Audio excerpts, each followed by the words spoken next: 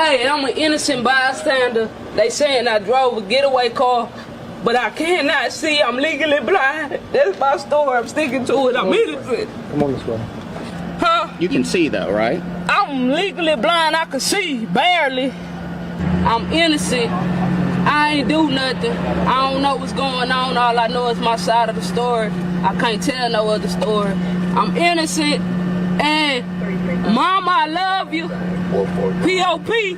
all the time. Right, these all good pimp squad, baby, for life. With Nip Hustle. Big shout out to SPI, Spotter Low. You know, I'm in the black box. Had to come through, tap in, show love one time. Yeah, y'all make sure y'all subscribe. Stay tuned. All that. Jeter, we back in the black box as usual. Wow. They say Uber is working. The drivers, I mean, Big Corp always wins in the end, right? The little guy always gets, guess what's good while it lasted. It's going to continue to last. I know they're going to probably strike and lobby and get some better situations or terms and conditions for the drivers eventually, hopefully. However, in the meantime, Uber is going to be kicking Uber ass, counting Uber cash. But with no further ado, let's see what they say. Them folks over at Uber have been up to, undoubtedly.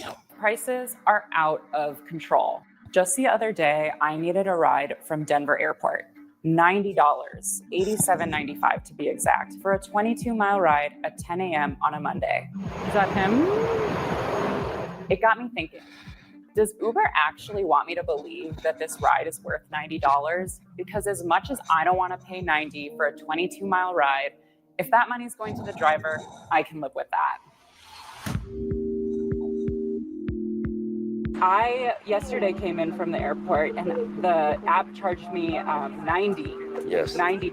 How Yes. much of that do you think is going to the driver? Going to the driver, like $25 the most. Do you know how much a passenger pays for each trip? Company, they don't tell us. They try to hiding with that. Yes, they try to hiding everything. So it seems the majority of my I remember when I was leaving Colorado one time to go into the airport in the Uber, and the Uber driver asked me how much they charged me so he can do the math and figure out how much they was paying him.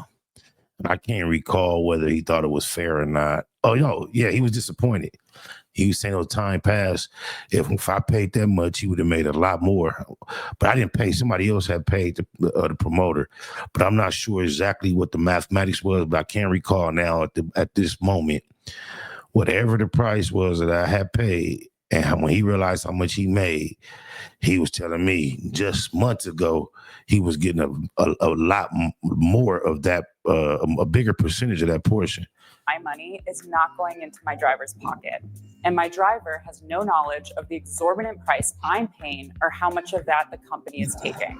And we're all just okay with that.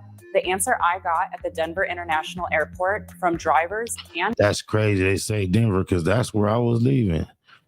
Not necessarily Denver, but Colorado Springs. I think I did fly out of Denver. customers was a resounding no. So why is it happening? If we're all against it, can't we do something about it?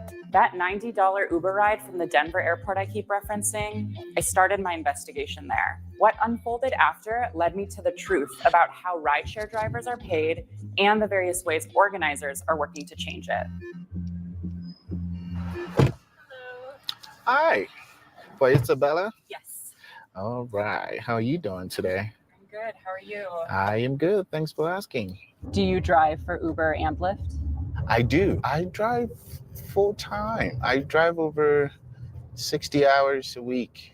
I do this pretty much every single day. That's a little more than... When it comes to driving 60 hours a day, a week don't sound like much when you come from running the streets, and that's all we used to do. They wake up 6, 7, hit the streets, start hitting corners, and be driving to the late night. And now that you could do it for pay, seem like, hey, what a beautiful day. Full time, I'd say 60 hours. That's a lot of hours driving. Does that pay the bills? Is it a little less, or how does that pan out? So over time, the money that we take as Uber and Lyft drivers has gradually been going down, and it's at its worst right That's exactly what the driver in Colorado told me. This feel like deja vu. And he was a white gentleman. This is crazy. now. I quite remember when we started driving for Uber and Lyft, per our contract, they were supposed to only take 25%, and then we get 75% of the ride. But that's not the case anymore. They take, I'd say, at least 60% of our. How do they justify that? Just robbing you at 35%, bro. That's illegal. Yeah, you gotta be able to fight that. If they just fucked over the contract, that's fucked up.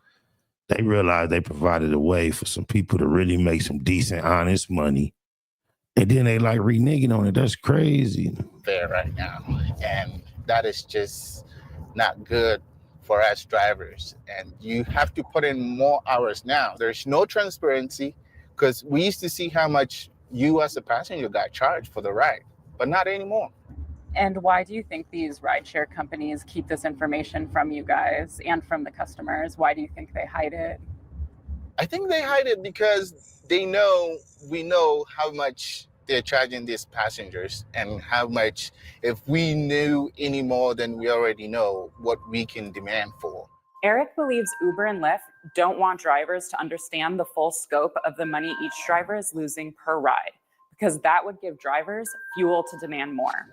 I wanted to follow up on this theory and find out if Uber really takes 60% of its drivers' fares, like Eric says. Fortunately, I found a researcher who's already on the case in Boulder, Colorado. She was worried about that flat ass and getting BBL. She couldn't focus on something positive like this that really makes a difference. Salute to her for not being distracted. She left her ass at home or something, but she don't give a f. What I'm talking about. The best way to think about this research is an exploration of how we can give drivers and organizers the data and the tools that they need to investigate their working conditions. So basically what our research team did was we built a software tool, which is called FairFare. And the FairFare tool does kind of what the name implies. It tries to tell drivers if they're fair, like how much they're paid was fair. Real quick, the data Samantha's about to get into is preliminary. Her research team relies on driver participation, and what they've done is just the start of what they hope will trigger a price transparency revolution nationwide. The most interesting trend for us and for our community partners was around the difference in take rates for surge versus non-surge rides. Take rate basically refers to how much the platform takes from every customer fare. So in our case, all 10,000 rides came from Uber drivers. And we found that with surge pricing rides, the most common take rate was about 53% versus I think around like 46% for non-surge pricing rides, which is a huge difference really. And why do you think these apps haven't been very transparent about these ratios? In general, we think that there may be three possible reasons why companies don't want to be transparent. One reason may be, it's a lot of work to release data sets publicly. It takes a lot of labor. It costs a lot of money. No, they was already letting the driver see what they was charging the customer. Don't make it sound all complicated, sophisticated, and justified. Just say because they on bullshit, baby. Another reason is that, maybe companies don't actually store this information. And then a third reason, which seems to be, most common amongst organizers and definitely a very plausible reason, is that companies don't want to release this information because it would invite inquiry into how they're operating. Information really is power, and you're always at an advantage when there's an information asymmetry. So why release information when you don't have to? In other words, why release information if it could encourage a group of like-minded exploited workers to band together for better conditions, to make that data work for them? I sacrifice my time, I sacrifice my vehicle, I maintain my vehicle to the standard, I drive carefully, attentive, but Uber is not appreciating me. They're making money. They're making money because what they told us, 27% they're taking, but they're taking more than that. They're taking more than that. Probably when the demographic percentage of the drivers started being predominantly looking like and sounding like these guys, they probably said, oh no, can't help them build a nation. Do you think passengers know how much money is going to the driver for real? Most of them, they don't know.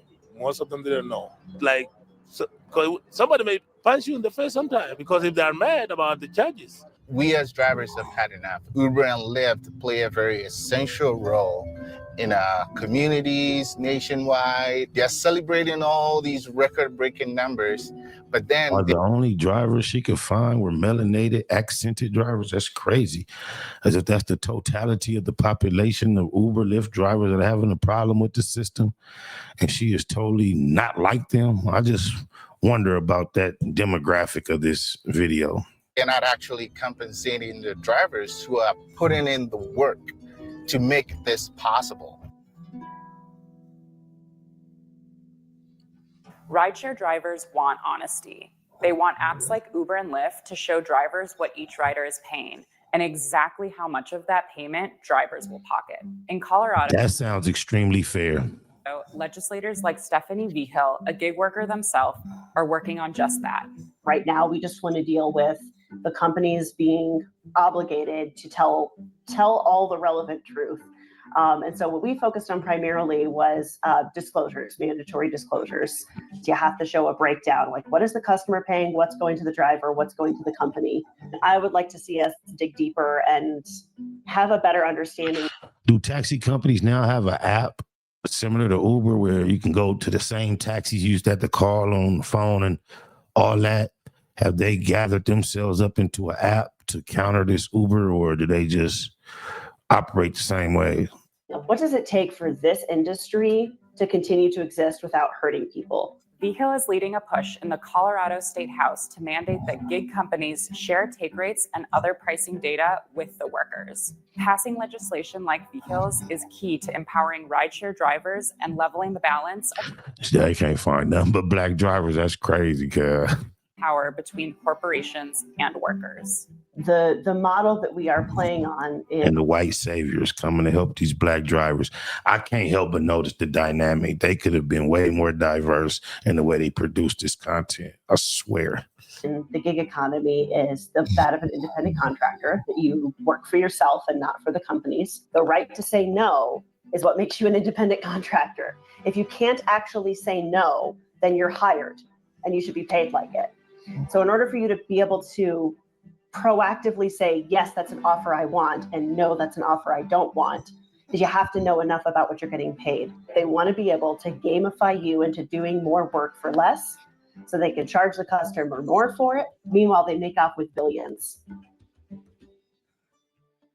So yes, Uber and Lyft prices are out of control. As riders, we all know it, we all feel it. And through conversations like the ones I've had this week, it's clear to me that drivers feel it as well. They feel the decreasing pay, the increasing hours, and the hostility from frustrated riders. She ain't shit, acting like it's only black riders frustrated.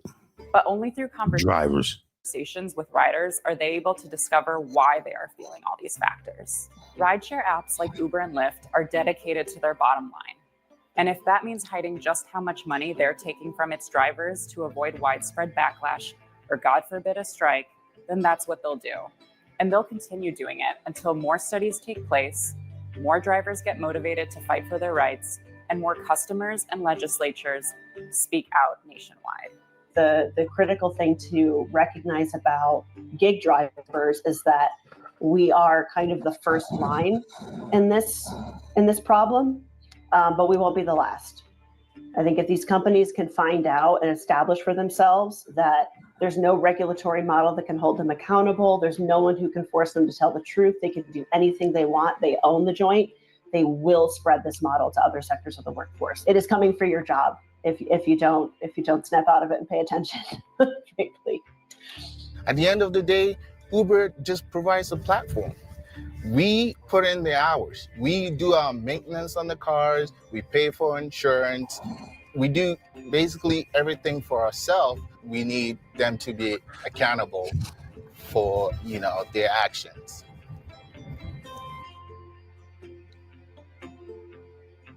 I'm not sure the motivation behind creating this production, but I get the feeling, and I could be totally wrong, it's kind of like a project. Maybe the lady who hosted it, is looking to get into investigative journalism, and this is like her cutting her teeth or maybe even trying to graduate from a college course. I don't know. But shout out to the Uber drivers, big corporations that take advantage of the little guy. And we hope that they become more fair, man. Quit robbing motherfuckers right here in America, man. Don't seem right. So his grandparents there at school? Grandparents. You didn't know I was your grandparent? Yeah, I know you're my grandparent. You didn't know Popo meant grandparent? Yeah, I know. You know now, huh? I love you. I love you too. You gotta go go sit down where you're supposed to sit with the kid. Wasn't that puzzle. Big shout out to SPR, Spotter Low. You know, I'm in the black box. Had to come through, tap in, show love one time. Yeah, y'all make sure y'all subscribe. Stay tuned. All that.